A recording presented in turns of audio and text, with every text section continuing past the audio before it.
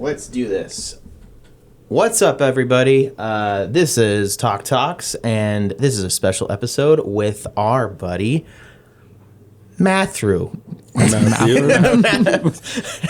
We are kicking it off, right? Matthew Butzik, right? Sure. Matty B. He goes by. My first name shouldn't have been the issue. I know. I was thinking about how I was gonna say that because I was like, I wanted to say butt sick, but You did fine. Well, we were actually even talking about last night when we were doing like our Discord Q&A because we were just like, I was trying to schedule this. And do people just call you Matty B, or was that because there was another Matt? Yeah, I mean, it's kind of it's like a two-part thing. Like it was at the point when we were all kind of getting to know each other. Like there was Matty G, so it was kind of like Matty B, Matty G. It rhymes easy enough, right? Well, but it's also like kind of organically. I've met several people who just that's what they made up and it went with it. Like sometimes, like the other day, somebody asked for my phone number, who I was, I just text them, I'm Matty B. So the next person I might be, it's Matthew. Yeah. It's kind of just fly by night, just do whatever it feels right at the time. And yeah, I've never really cared. Once again, having the last name, you kind of give up at like second grade of like people being like, I mean, I still get people who like will look at my hard hat at work and just be like, really? You're just like, wow, that must have sucked, bud. butt sick. Like growing up, yeah. Oh gosh. Well, this is Matty B, and we have a long history with him. He was the sheriff in the Saloon music video, and he played And it was the sheriff. and the voiceover. Yeah. And he was the sheriff, right? I was a criminal. He was the bad guy. Yeah, you're the bad guy. Oh, you're the bad cowboy. Sorry. Yeah. So, yeah, Matt's been a big part of the ongoing concept, especially in our early years, and we thought we'd have him over and just chat about the history and lore, and there's a lot of stories that I've never heard that he has that are hilarious and interesting. So, with that being said, you brought some stuff. Pendleton, OG, Northwest Canadian, Oregon. Yeah. Kind of combo thing going on there. And I figured... Been dangerous since high school. I don't know how much you guys want, but... I don't know what. That's quite a bit, man. Well, how about can't this? read. Give him this. I'll just take that, yeah. We'll You do what you feel. We'll You do what you okay. feel. It's really hard to tell, I think, with glass sizes, what's going on. Holy crap, yeah. I just don't want to pour again, and I know it's Cheers to... time is limited, so let's... All right. No, we got time. I just need to make sure that I turn these cameras off after about 25 minutes. So make it 26. 25. Do you remember drinking during the Saloon music video? Like, Oh, man. do you remember that, or do you drink too much? So, the interesting thing about that, once again, is probably a great part of the lore that, I guess on my end of things, is I had worked at a bar in Spokane, actually the Knitting Factory bar, and Zach Jeffrey had picked us up, and while I drove back from work, we had gotten his car. We picked up Kyle's fiance at the time, and we drove from Coeur d'Alene through that night after I had worked a full shift. And then by the time we got to Bannock, Montana, which was, do you know how long that was from? Bannock is, I think, roughly like, 6? it's like, I want to say 7 if you stop a few times. Maybe even 8 if you stop a couple times. Yeah, it was far. It's a long So yeah, drive. from Spokane after working a whole day to Coeur d'Alene, pick everyone up, and it had to be like midnight at that point. So by the time we make that drive, the sun was coming up.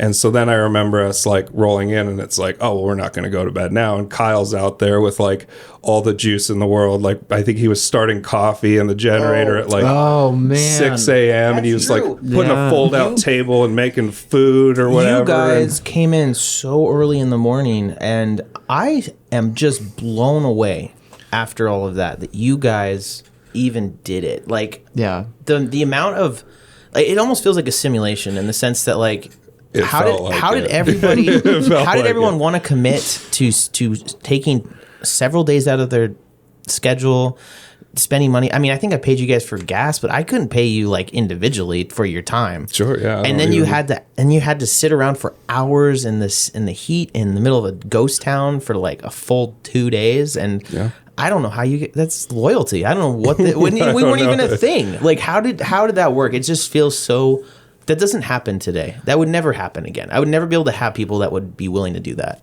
because everyone's so busy, you know? Yeah. Yeah, I think it's like the energy of the time. Like I said, there's a huge element of luck. When I was talking earlier about how we even like found you guys that Zach had shown me, and it's like I couldn't have probably never found you guys without that. And it's just, it kind of feels like luck after luck after luck. And then you're at the right place and you needed extras and you just go, it's going to be hard, but then you go, well, this is an opportunity to do something really cool. And so you push through there, and it's not like I'm going to sign up for this thing that's going to be difficult. It's like you kind of go, I'm going to do the short little hard thing, short little thing. And then you just kind of like maybe check out. Like it did feel like a simulation. I mean, I'm not telling you, like once that sets in of like, you know, we're waiting there, we're up all night, like we're just like fatigued, and then we're waiting and all the setup that has to be done for the different scenes. And we guys like getting dollies set up, and it was just like this and that, and like just different issues came up, like with the SD card failure. I think, I don't know if that, I just remember there being the fog like, machine failure. Was that a thing too? But there was an SD card issue, which people don't know about. This is some interesting stuff. Kyle's piano, right? It was Kyle's. I feel there was a whole section of Kyle like playing the piano that there was supposed to be like a lot more. Yeah. So what ended up happening was we filmed. You know, so what I was doing was I was editing on the fly. I was literally editing on the bar table of the saloon as we were filming each thing and putting this entire music video together almost in real time to make sure that it was good enough. Because I didn't want to go home and have all these shots and be like, fuck, you know, like we aren't, this isn't going to work. And I had too much on the table. I mean, we had invested so much time. Yeah. So many people were there. I was like, I got to make sure this looks good. So I was editing on my laptop as we were going. And somehow, some way... Oh, and here's the other thing. I didn't bring enough SD cards. So I was running out of space on this SD card. So I was copying everything to an external hard drive and another external hard drive and doing all this stuff. In the mix of all of that and all of the craziness that was happening in general, I accidentally thought I had exported... transitioned a bunch of stuff to a different card. And you filed over and it, I actually didn't you? just deleted like 5 takes that were really crucial takes. Yeah. It's when Kyle's like doing some stuff around the table. He's playing his piano. And so when I got back, I'm like, where the fuck are these goddamn files? And I just came to the admission that I'd accidentally deleted them because I was doing that so quickly without really thinking about it. Yeah. And so we ended up reshooting a little bit of the scene of Kyle sitting around the table in my parents' living room with our actual piano in the background to kind of simulate the same concept. And it actually is, it sells. You put a bunch of fog behind them, it worked. Yeah. And you can't even tell. You literally cannot tell. But some of those scenes where Kyle with the piano in the background, if you guys go back and watch them, you'll notice that the piano is actually a different piano. And that's at my parents' house, which is so funny. I totally forgot about that. But man, what a crazy like thing too. And I think honestly, now that I'm thinking about it, if you guys would have never seen our Arrows Before Bullets music video and our Cover Girl music video that had already come out, you would have never signed up to come to Saloon because you would have never known like the abilities or the cinematic style of what we were going for. So you had to have trust that it was going to look good. Yeah. And if we had no music to show or no music videos to show for it, you would have never come. Sure. Yeah, I can see that. I know that. What was the kind of order with Cover Girl? Class of 2010, I think. What was that the one in the house downtown? Oh, yeah. Were you in that one? I showed up to it, and this was funny too, is because Jordan Palm and Brad Tostengard were like Doc Holliday's merch guys, and so he was like they're a street team, and then the band had another guy kind of take over for them, and they got super bitter and left. And me and Jordan were close. And so we hadn't talked for years. And just so happened to be that day that he had like texted me while I was there and you were starting to set up shooting. And it was kind of like, there's this friendship that I haven't had for a while. And so I had chosen, I was like, you know, I think that was that the next one after Saloon, the second maybe. I just remember being like, yeah, I haven't seen this friend in a while. Like, I'd really like to go catch up and, you know, not ignore him at this moment. So I remember just like, I left the middle of the video. So I was there and I walked away because I was like, you know, I don't know what else to say. And so then we became, you know, best friends for like 10 years. So, Oh, wow. And then we all had families. So we were, you know, still in touch, but it for the better. Like without that day, without me leaving that, like I wouldn't have had some of the best times that I've had with like one of the greatest friends. So, Oh, wow. yeah. So it was kind of another very interesting thing. You kind of had to save your friendship over a stupid music video. Yeah, and at the same time, I mean, I don't know whether that reason was totally like selfless. I mean, he might have been like, hey, I got a carton of smokes and some beers, and I might have been like in this crowded house also at the same time. So it might have not been a completely selfless thing. It might have been like an impulsive, like, yeah, I've been standing around here all day, and like, but I think situations aren't usually one like heroic, honest thing, or one just, well, a lot of things are just terrible, but it's probably some combination of all that led to the decision for me to be like, yeah, I'm gonna go Like, do I've this. already been in a music video. I did one. Another one. You know, I think, I'll be in a podcast some later day. Not worried about it. I think too, like, sorry, I'm like checking this camera. I don't know why this one just like shut off. It's a thing. Organic. About podcasts and trying to run it all yourself is that you just don't want to have these good takes and have the... Wouldn't be the ongoing concept without 40 issues. technical difficulties. No, not at all. Yeah. That's very true. God, yeah. What the last tour we had so many. Like one show, There we go. I unplugged something and Andy thought his amp was broken. Like Yeah. there was, and it was like every day. It was like, so what now? Yeah. What fucking now? Get used to that. It's like... I was over it. Yeah, when the older we get, the more it's not fun anymore. Especially when we're buying like good shit now. It's not like we're using like some Craigslist like pre-owned 40 years old garbage anymore. Like we're buying decent stuff. And it's like, why the fuck isn't this working? Do you guys think it's maybe like, I don't know, maybe it's applicable to this, but do you think there's maybe like a fine line with being like a DIY band like you guys are, who are insistent on like it's going to be our way and we want it to look this way and being particular about it? Like, where's that line between like when you reach a point to where you just say fuck it and you get a guy to like take care of all that stuff? Like, is that maybe a struggle you guys have had? Have you ever gotten close to the point of like hiring somebody? I know being on a label, like, I mean, I maybe feel like they have people who've offered, or we just are so used to doing it ourselves that I don't think someone would really have to have some sort of crazy like technical background that could do things that we don't even like know the jargon for us to even consider that.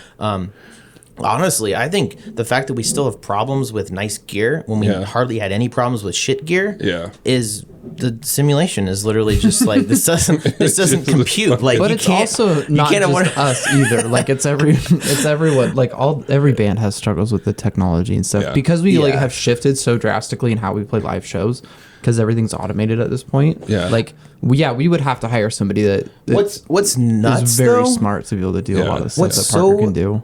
What's so crazy though is that you watch these old videos of these bands from like the 80s and 90s and they're live recordings and they sound great and they look great. And I know there's a lot of production behind them, but it's just like, you know, they're on wireless microphones or they're on wireless guitars.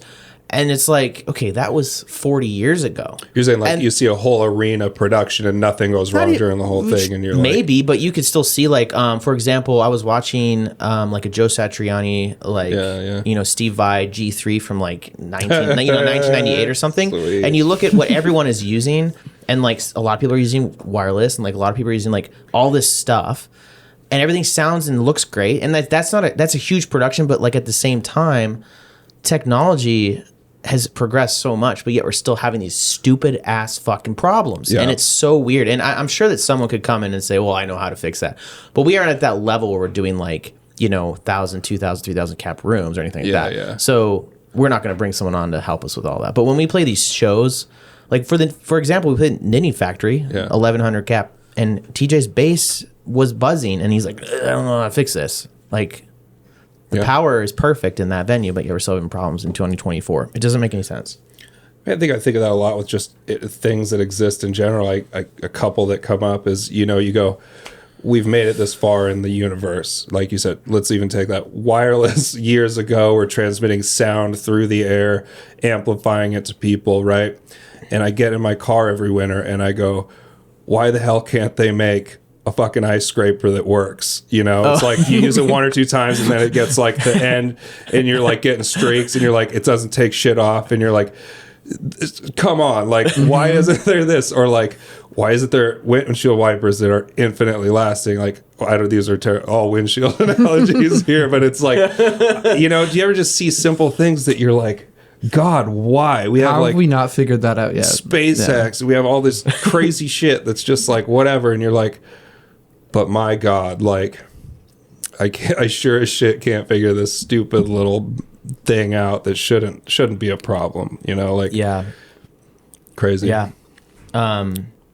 Well, Matt, tell me a little bit, or tell the audience a little bit about how you heard of us for the first time, and maybe some of the first memories you have of meeting us with, because you were a part of you weren't a member of a band, but you were friends with a band called Doc Holliday, and that's where we first met you. Yeah.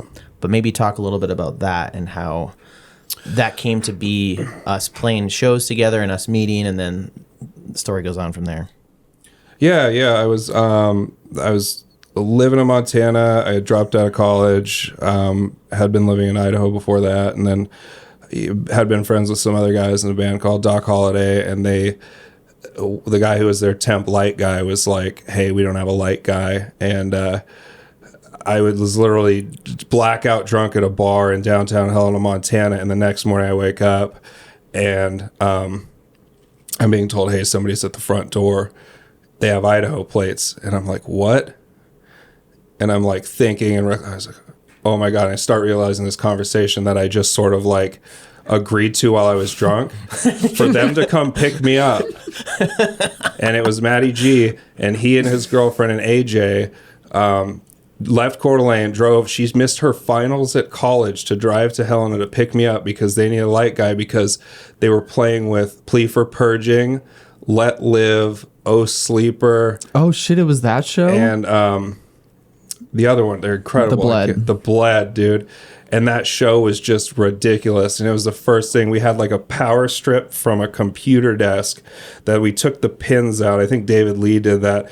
And we plugged extension cords into the back, and we had them set up to can lights. So I was basically playing, like, I had a little experience with synth at the time. And so each trigger would be like a light flashing. Mm-hmm. And so, like, it was this toddler synth light setup. And, like, the video, I think there's a couple songs still on YouTube from that show. And so that was, like, me doing these lights. And you look at them, and it's just, like, I'm drunk trying to, like, do these patterns. And I'm like, that looks pretty good, right? But, like, so that was my first, like, introduction into, like, this local area's music scene. I was literally, like, it was, like, one drunk, stupid luck serendipitous thing after another. I had no idea that was how it started, because the first memory I have of you, now that I think about it, was at the A Club or the Pinnacle or whatever it was called at the time. Yeah. And we played a show with you guys. I remember my dad coming up to you and being like, that's really cool light setup, and he talked to you, and then we started talking. And we were trying to get Kyle's light set up because he had his kick. Your dad made like a decibel relay or something that like triggered lights. Oh yeah, and we tried to like cop it. We're like, dude, and I think I had asked you, and I think whether or not, like you said, I was talking to Dad, but I had thought I had asked you, and then I went to talk to Dad. I was like, hey, what the hell are you doing? He showed me the box, and I was like, I don't know. So back in the day, we had this setup where you put a microphone in the bass drum, and my dad set it up so that when Parker hit the kick, it would hit the microphone, and the microphone would cause a relay.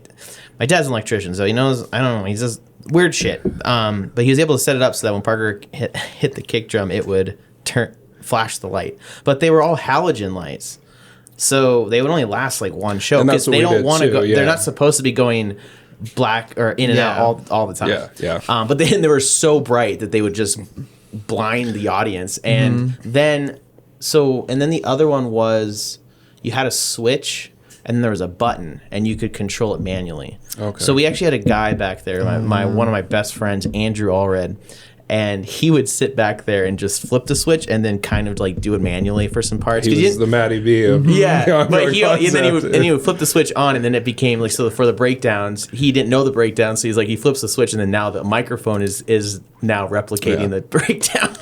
So stupid. Similar thing, and then DIY. we had more production in 2011 than we've ever had. If you think about it, I think it's because we saw what they were doing. They're like, well, they're a local band. They're doing this. I guess we have to do this. Everyone was too. doing light shows. They were doing light shows and scrims. Like that was the thing. Those stupid square scrims. Well, we really tried to, for my personal thing, I had seen Under Oath in Utah, Devil Wears Prada, Under Oath, Personnel, and Seosin with Cove. And Under Oath, it was right after Lost in the Sound of Separation. And their light show, I was like, something clicked for me that was like when a band puts a light show on, and I think it was subconscious and like a little bit conscious, but like you're like had a better time at a show that was a show that had visuals. It was like one thing to go to a hardcore show that you're like, oh, this is intense and I get a feeling from this, but when you see like when you're Under Oath and it's black and they have these like tall beams of white light and they're like strafing each other and they have this color going up and down, and you're like that just like makes the experience that much better. And I think for me that was a little bit of inspiration to be like, oh, we're this like shitty technical hardcore, what do they call it, southern deathcore, I think was the Doc Holliday genre, because Maylene was super big and we were like you know, doing like Pantera kind of riffs with hardcore, and it was like I wanted to just be like, you could take this band that has a raw sound and still give it like an artistic edge. And I think that's what I felt like, why I was invested in it. That's what drove me to do it. Like, just like how it elevates everything a little bit. So then you were in Helena. So did you move from Helena to here because of that one show where you had that blackout? Yeah, I was a terrible person. I was. That is fucking crazy. That's crazy. That did not. That was your deciding factor. It was, and then I couch surfed with the band forever. I lived in a closet. I don't know if you guys were ever over to the old Holiday House, but I like lived in a closet in the front of an apartment, like a sliding one next to the front door. Yeah, like I had my computer set up. Which apartments were those? Next to Kootenai Hospital, Emma Ave Apartments. Oh, yeah, I went to that place, I didn't know that you lived in a closet in there, though. Yeah, I lived, like, right there in the front door. It was crazy, because it was, like, we would have 40-person, like, house parties there. Like, I remember one time coming over, and, like, Andy was there, and I saw his cowboy boots, and I was like, I've always wanted to wear cowboy boots. And I'd lived in Montana for, like, 6 years off and on at this point, Idaho, southern Idaho, and I was like, I've just never worn cowboy boots. And I was like, can I use your boots? And I was like, I just want to feel what these are like. And I remember like putting Andy's boots on. I was like, I feel fucking cool as shit. Like, you know, you're like, oh, this is a vibe, you know? And, but we'd have 40-person parties in there with the shit cranked. And like, that scene was just tight then. It was like, you hear about like people back in the day being like, oh, this was different or this was that, but it was like when you're there in that moment and somebody tells you one of these stories, you're like, yeah, whatever, old guy. You're like, there was kind of this special thing when you're just like, yeah, it was crazy, like everyone's in one room, like, yeah, somebody might be in the bathroom smoking weed or whatever, but like it's not like super sketchy in the real sense. You're in an apartment, all the lights are on, there's people above you and below you, like somebody could call the cops at any time. Like it's just everybody really like being in the vibe of like, we all like these similar kinds of music, we're all hanging out, it's like we all connect. And it's crazy because like of course there's a lot of like drama and all of that, but like if you see a lot of the people that are coming to even like our last show we just did with Extortionist like a month ago. Oh wow, they're still doing shit, huh? They're on back. Tour with the King 810 right now. They're killing it. Did they play with like the Plot and You, or they're doing a tour? Oh, it was Attila and I can't remember the other band. Yeah, they're doing really well though. Yeah, they're Ben's awesome. Yeah, they're doing definitely crazy back shit. on it. And that was Ben Hoagland's, right? Sorry, we're gonna get on too many tangents. This conversation is tangent dangerous. And the thing that's Oh, cool, yeah. the funny thing about you is that like you're not really like in it anymore, so you don't even know what's really going on, which is great. Yeah. So yeah, Ben Hoagland, Extortionists, they're doing their thing, but what's funny is like when we did that show, you know, a lot of people from that era that you are talking about were there, and it's like that 40 person party you're talking about. Yeah, those people have kids and are married, but they come to the show and they're hanging out, and it's like nothing's really changed. It's just now it's not in an apartment, you know. So here in Coeur d'Alene and Spokane, there's just a big family here, and I think that's one thing I really like about the Spokane Coeur d'Alene scene here is just like people. I don't know if that exists though anymore. What do you mean? Not as now. far as that scene, but there's not that now with whatever music. I'm just saying that all of those people have still stayed connected. Oh, yeah. And even though there's been like drama and a little bit of beef here and there, I feel like everyone's like as mature.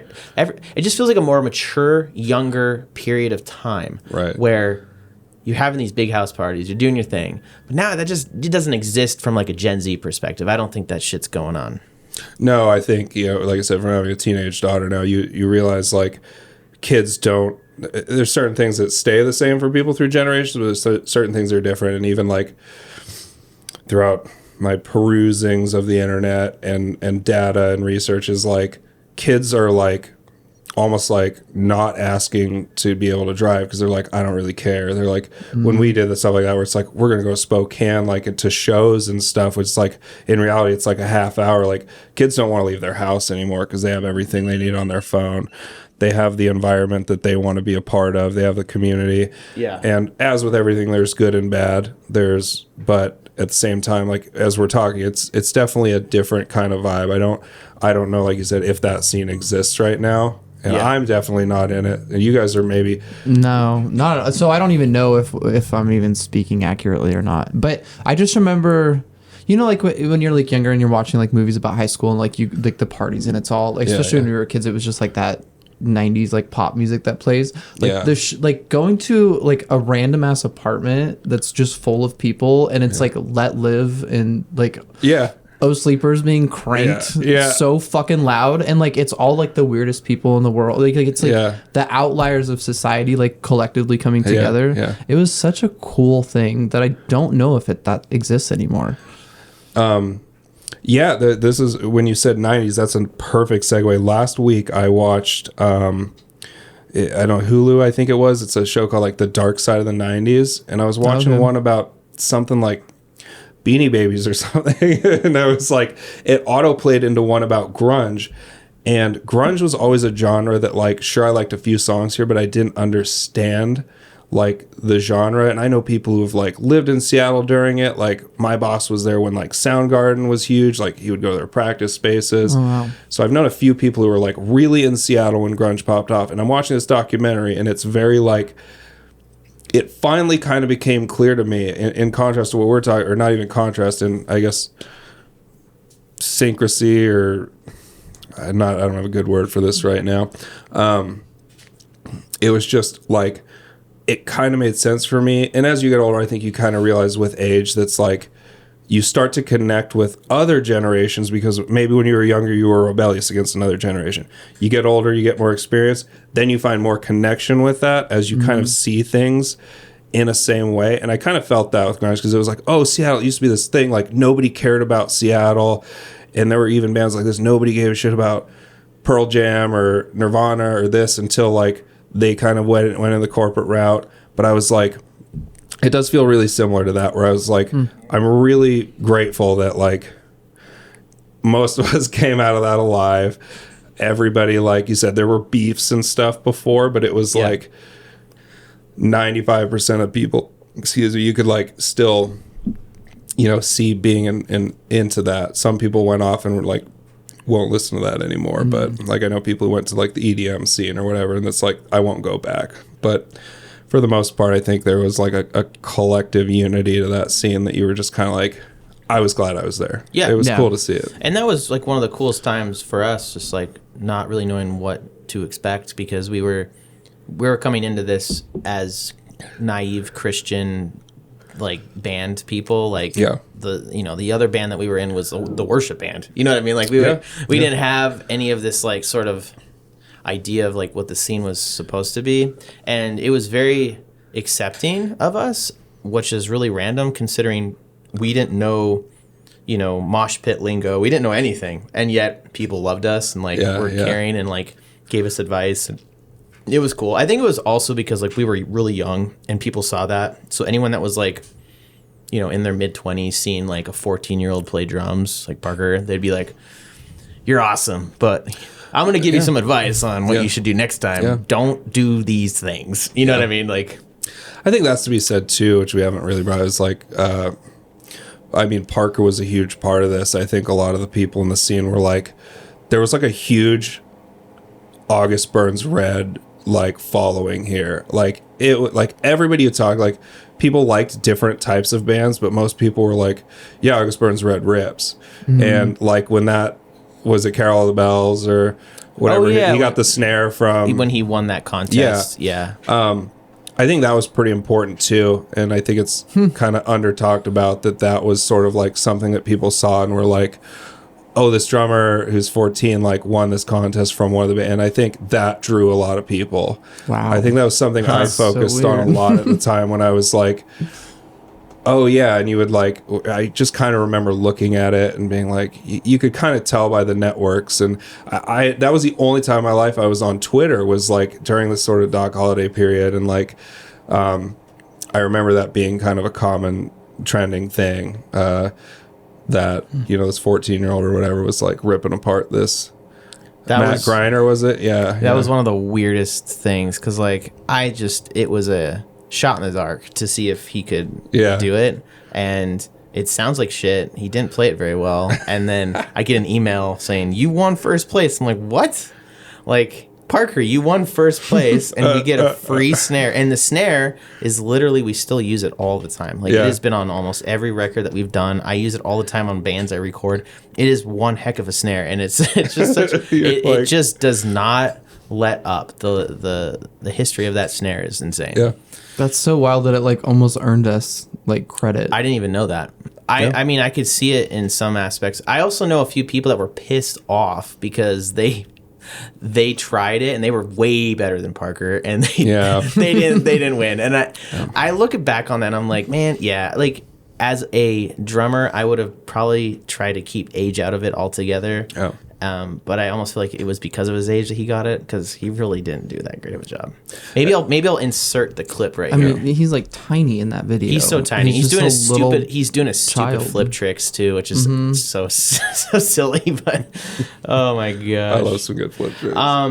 Another thing that you did with us, Matt, was you did the voiceover for the cowboy on Saloon and the music video. I mean, it kind of all combines. Right. And I just kind of want to get your perspective on how you felt recording that, because it was in your basement. It was awkward as hell. Yeah. Oh man, I'm trying to think. I mean, you've never done any of that stuff before. Well, so I think we did. So here's what happened. So when we recorded the Doc Holliday album, so for Doc Holliday, they had me. What was it called? Was it on The Most Dangerous Game? I don't know. It's the one we did with. Oh my gosh, I cannot think the Lee Stoker. Like the yes, yeah. Mm-hmm. So when we did it with him, so that was my kind of first recording experience. So I did like the breakdown for one of the songs, and so that was my first thing. And it was all awkward. To answer your question, it was like I remember going in the recording booth. It was like a 6x4 plexiglass wood case, and so I remember like having the headphones on, and it was a very like deep, like Kyle level, like full max out volume scream section. And I remember the first like syllable I let out, it went in my like mic in my ear, and I was just like, I like almost threw the headphones off, and everybody's like laughing outside the thing, because I'm like, I didn't know what to expect, and I didn't know what like hearing yourself on like what is it called, like the playback. Yeah, like when Parker has like a monitor system. A monitor, yeah. So I didn't know what monitor was all about, and so it like was super awkward. And then I had to do a song where it was like a poem that David Lee wrote called Dilute, and that was sort of our interlude for the album. And so I did that, and then there was some other like intro and outro track stuff that I was a part of. And so that was kind of my first. Your guys, I think, was my second, because yeah, that's right, because you did that thing that was like, it's been 12 days and that was walking for miles and miles. I think it was called, it was like a little poem. Dilute, but it might have been called Respite. And that might have been what inspired me to have you be a part of this, was I heard that, because I recorded... Didn't I record an EP for Doc Holiday that never got released or something? Yeah, and I think you did a poem, and this was before Saloon. So I think I was like, I love your voice, like the timbre of your voice. I want that to be in our album. Which is funny, because I heard that, and it was very, like, when I heard it, I was like, it sounds like the guy, and I was never like a Halo or first person shooter guy, but it reminded me of like the guy in Halo that would like talk over. He was like a narrator. Some people like bombs dropping now or whatever, or like Five Finger Death Punch. So when I heard it back, I was like, that sucks that I sound like that. And I had also been in, and I don't know if you guys know this either, I was in music or video production. Like I worked for a TV station in high school doing video and audio too. Like I had a documentary that won at the North Idaho Panhandle Film Festival about destruction.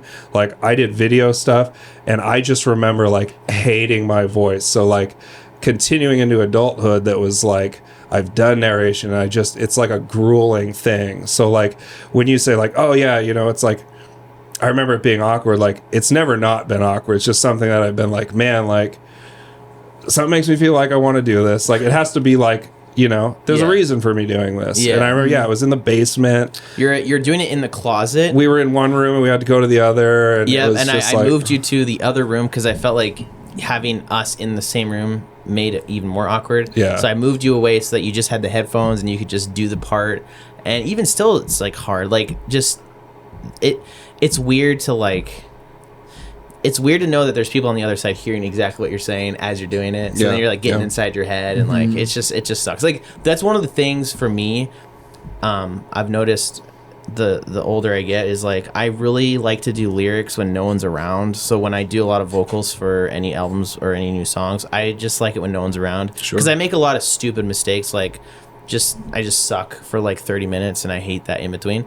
And then now I've adopted that to understanding that that's how probably a lot of people feel is really awkward. So I try to make the environment as comfortable as possible for voice stuff, anything to do with vocals. It's like a vulnerable thing, though. It's so vulnerable. It's so weird to think about it like that, but yeah, especially hearing yourself back if it's really loud, you're like, this is what I sound like, and then you're even more in your head because it's just reminding you of, I'm not used to this. Yeah, well, you had kind of experience with that too, and I wasn't like, you know, everybody's kind of doing different things, but when you were kind of doing your, it was with Parker, right? You guys say anything? I remember hearing that song and watching the video, and I was like, holy shit, like, we're like, that's really good. Like, what was it? It was like was it 21 Pilots vibe, or was that just what you guys were listening to? I can't. Probably both, yeah. It was like an overhead cam. Oh yeah, that's the music video we put out. But I'm always inspired by people who like I grew up skating, so you'd like, there's people who you follow in your life or grew up with in high school. Like people will dip off the map for a while and you won't see them, but then they'll come back out of nowhere and be like really good at something. And you're like, oh, they like went away to work on their craft, you know, like so they found something they wanted to do, and they realized like, I need to separate myself from somebody else to find my voice. And so I remember thinking about that with you, with being like, oh, hey, I had to leave. And so I guess I was asking in that vein of being sort of vulnerable, like, was that a hard thing for you to do, to be like, oh yeah, I have to be like, it kind of reminded me of like when Patrick Stump went from Fall Out Boy to like a soul singer. There was like this, and that's what you kind of reminded me of, was like, it was like, I imagine you had to take like a leap, and that's what I had been feeling. I was like listening, and I was like, oh man, like that to me would be super hard to be like figuring out like how to sing and what to do, because I always think that like, it's just like, oh man, if you have to like sit down and like figure out how to use your voice the right way, like some people are born with it, and then to be like, yeah, I'm gonna figure this out. Like I realize that this is a choice that like I can make because you're like, I bet I have something good in there. Like, let's find it. And that's, I think, like incredibly difficult. So Yeah, I mean, when I was younger, I always like wanted to be a singer, you know, like when I was like 5, I was like, I'm going to be a pop star someday. Sure. So there was like always that in me a little bit. I just never had the confidence. That's what it was. Yeah. Is like, I just never had the confidence to put myself out there doing that. And then just being the ongoing concept, it wasn't necessary. Like I didn't need to sing, like that was already taken. So yeah. And then once Parker and I were doing stuff, we like had planned doing it for a little bit of time before then. So I was really like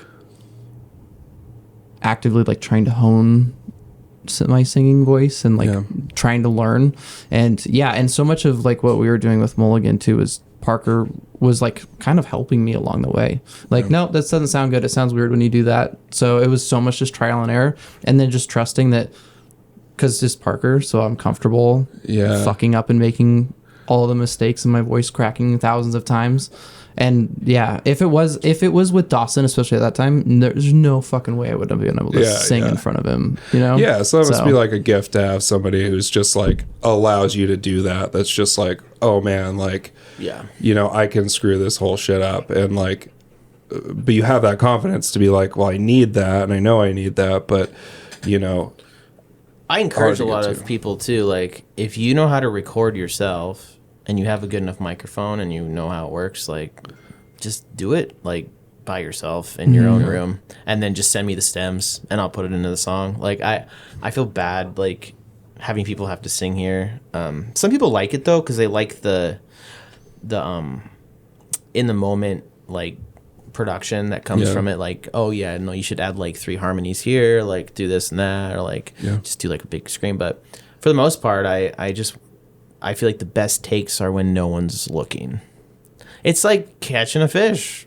You caught the fish when no one was looking. If I could tell you, oh man. Yeah. It's So beyond all of, you know, the history of us meeting and stuff, I'm just curious if there's like any last types of stories that you have of our band, or even just that time that are great stories to share. Making me dig through the book. Gosh, I don't know. It was always kind of, I think, dynamic. It was just kind of being in the recording studio at your guys' house, like you guys climbing through the attic and like pulling shit out, and like I said, the video that probably no one will ever see is the Dirty South. And I remember we got this room full of like, God, it was so fucking cool. People that's like, it was like 4 full bands, and it was like this like Louisiana jam band thing. And I remember having the fucking banjo, and I'm like, I played this riff, and it was just like 3 little bar chords, and I think the banjo was out of tune. So it was allowing. Don't pull your shit out. No, I know. I thought I had it right here. It's upstairs, but it's the, and then you kind of passively gifted it to me over the past. It was years. a wedding gift. But it was used. It was used on CoverGirl. You let me borrow it. It was used on CoverGirl. But yes, the Dirty South. And you know what? I probably have it somewhere on a hard drive, and if I can find it, I sent it to you, I think, a few years ago, because I had been asking every so often, like, hey, did you ever find that? And then I finally found it, sent it to you, and you're like, oh, I did end up finding it. Yeah, it's somewhere. And so I think we both had it. I'll insert it somewhere, whether it's at the end of this podcast or just cut it right here. And here we go. 3, 2, 1, push button.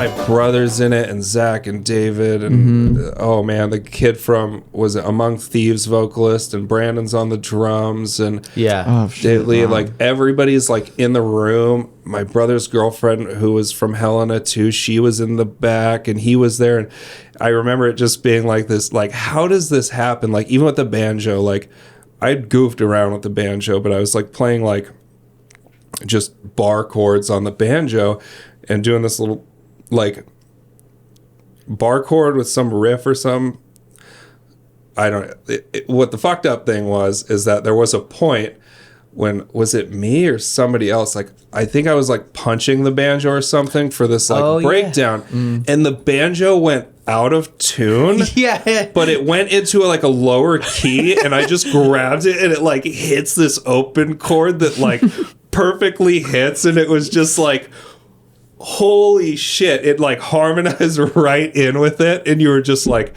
key change. And you were like, no way. It was like totally like a godsend. I gotta like, find it now.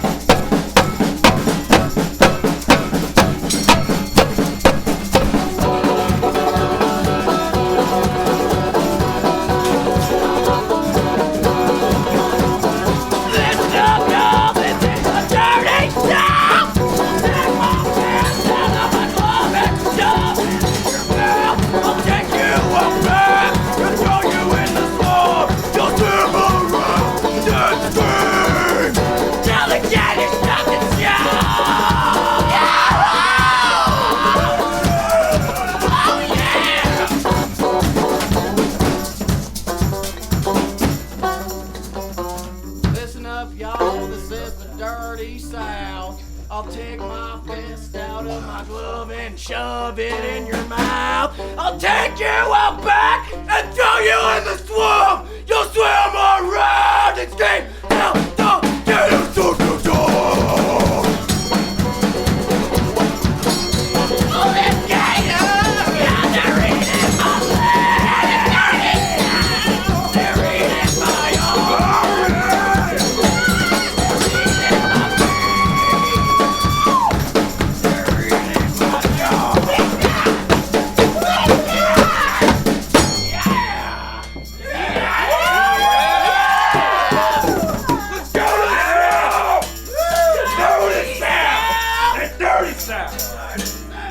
And my brother, like, I remember him, like, we're like, let's do a song or whatever. And he grabs, like, a piece of printer paper from your dad's office and, like, walks outside and is, like, pacing on the sidewalk. And he was just like, listen, y'all, this is the dirty South.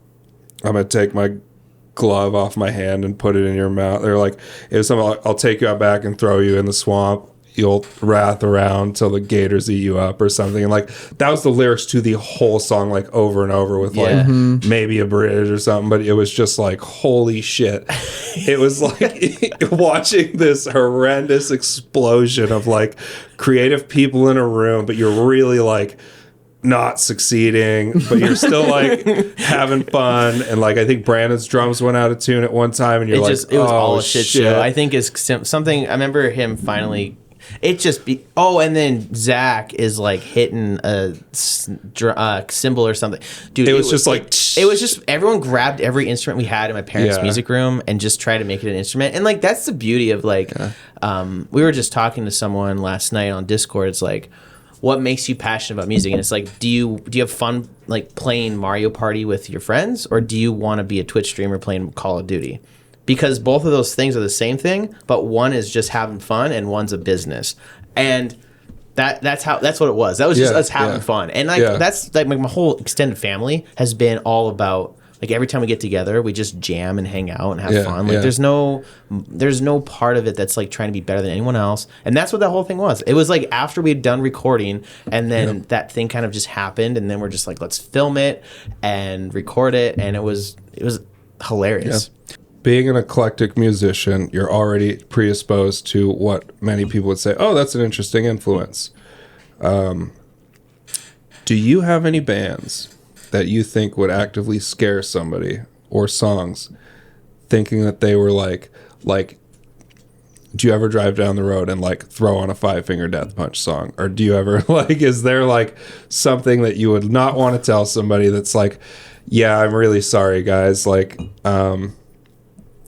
the entire this album is just gold? Like, is there I know you're pretty open about your things, but like I think we all things are just like, I don't know. So you're like, asking me that question? But so are you saying that you like 5 Finger Death Punch? No. I mean, they're a talented band. Obviously, like their guitarist has a yacht and records the guy Herman Lee from Dragon Force. Like, you can't say like they're bad, but they're like a niche. They do what they do, right?